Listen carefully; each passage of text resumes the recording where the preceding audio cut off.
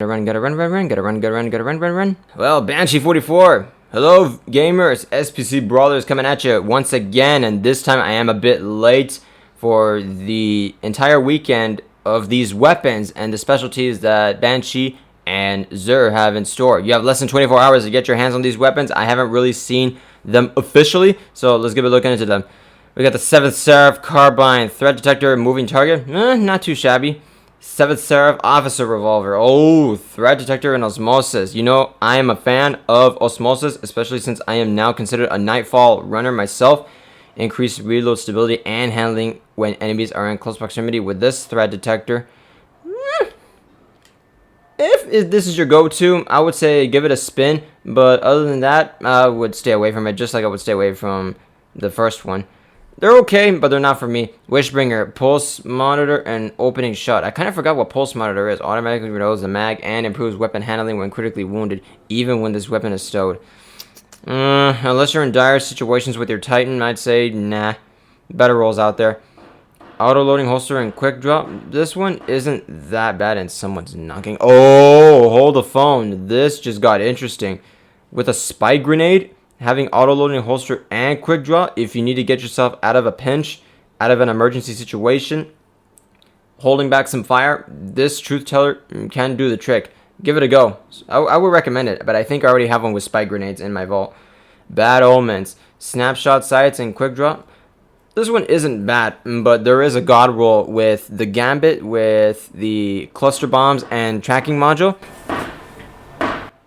Someone's banging on wood right now outside. My bad, I'm putting this all in one go. Honestly, that's the ultimate god roll for the Bad Omens with my personal taste. But this one is high up there. Memory interdict, auto-loading holster, and elemental capacitor. You guys know that I am not a fan of elemental capacitor, and I have someone walking in the room right now, but I don't mind.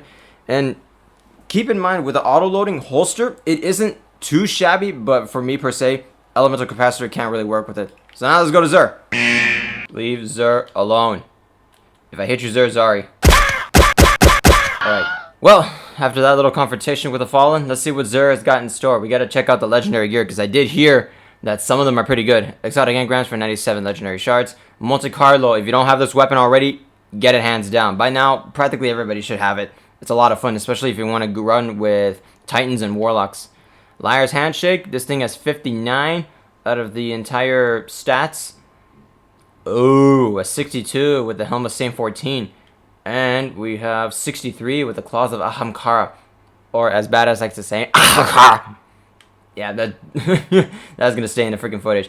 7th SERAPH Carbine. Same weapon from Banshee, but this time it's got auto-loading holster and range finder. Seems like this guy's going to go a little farther than normal with your aiming.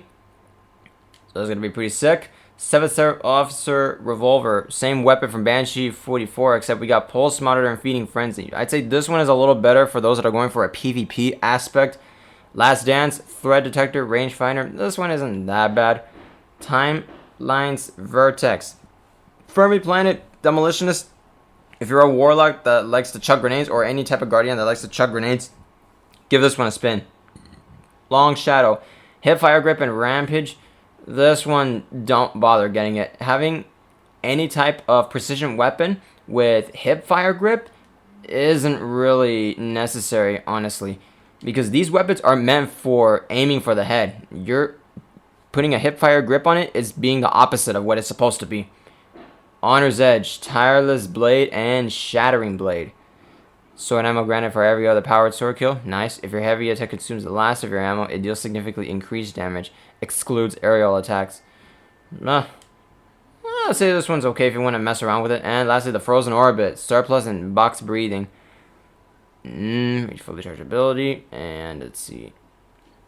Box Breathing is good with the Frozen Orbit, but this is not the best of the rolls. Honestly, for me per se, this week is going to be a skip out on me.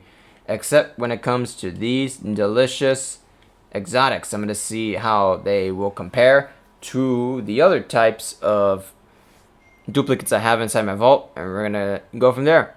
That's going to be it for week 3. You have less than 24 hours to get your hands on these weapons and gears. Last but not least, game on, gamers.